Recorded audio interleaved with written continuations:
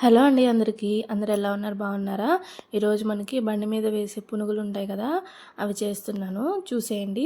Video నచ్చితే ఒక like చేసి సబ్స్క్రైబ్ చేసుకోండి. దీనికోసం నేను ఇడ్లీ పిండి తీసుకున్నాను, పులిసిన ఇడ్లీ పిండి. దాంట్లో కొంచెం బియ్య పిండి వేసి కలిపేసుకున్నాను. తర్వాత కొంచెం జీలకర్ర, టేస్ట్కి సరిపోయినంత సాల్ట్, కొంచెం సోడా ఉప్పు వేసుకున్నాను.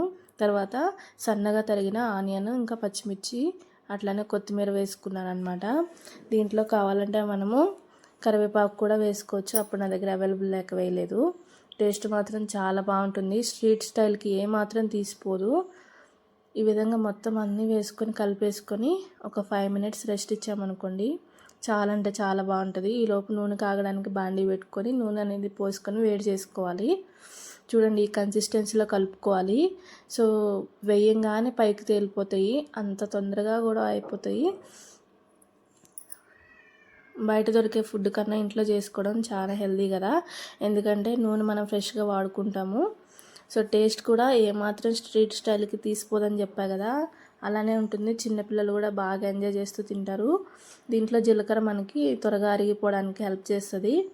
చూడండి, నేను ఫస్ట్ టెస్ట్ కోసం కొంచెం పిండి వేస్తే ఎలా పైకి వచ్చేసిందో, ఆ విధంగా నేను 2-3 వాయిల్గా వేసేసి వేయించేసుకున్నాను. బంగారు రంగులోకి వస్తే తీసేసుకోవడమే. ఏమాత్రం ఇబ్బంది లేకోకుండా చాలా క్విక్గా అయిపోతుంది ఇది. సాయంత్రం చక్కగా అందరూ హ్యాపీగా ఈవినింగ్ టైంలో స్నాక్స్ ఎంజాయ్ చేయొచ్చు. ఈ విధంగా ఇడ్లీ పిండి కనుకుంటే, అది కూడా మంచిగా పులుసు ఉంటేనే మనకు టేస్ట్ అనేది బాగుంటుంది. ఎక్కువ టైం పట్టుకోకుండా చాలా త్వరగా అయిపోతుంది అనమాట. ఫ్యామిలీ అంతా కూర్చొని హ్యాపీగా కబుర్లు చెప్పుకుంటూ ఎంజాయ్ చేయొచ్చు.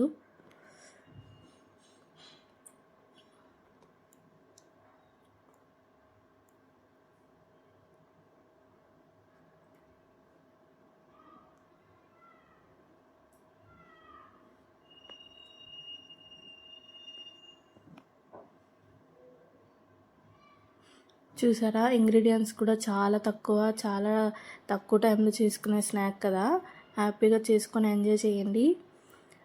వీడియో ఎలా ఉందో కామెంట్ చేయండి, లైక్ చేయండి, షేర్ చేయండి, సబ్స్క్రైబ్ చేసుకోండి. నాకు సపోర్ట్ చేసిన అందరికీ అయితే చాలా థ్యాంక్ యూ సో మచ్. ఇలానే సపోర్ట్ చేస్తూ ఉండండి. మరిన్ని మంచి వీడియోస్తో మీ ముందుకు వస్తూ ఉంటాను. సో ఫైనల్గా అయితే ఇది కాకుండా ఇంకొక వాయి వేసాను, అయిపోయింది.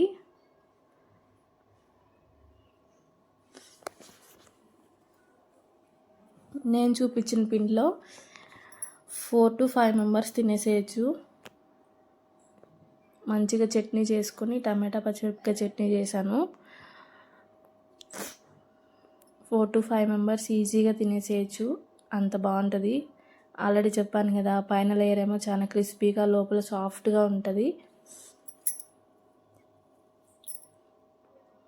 ఆనియన్ పచ్చిమిర్చి కూడా కరెక్ట్గా చూసి వేసుకోవాలి. క్వాంటిటీ ఎక్కువ వేసుకున్నా కూడా తినలేము.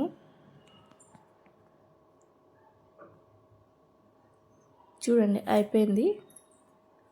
ఇదే అన్నమాట.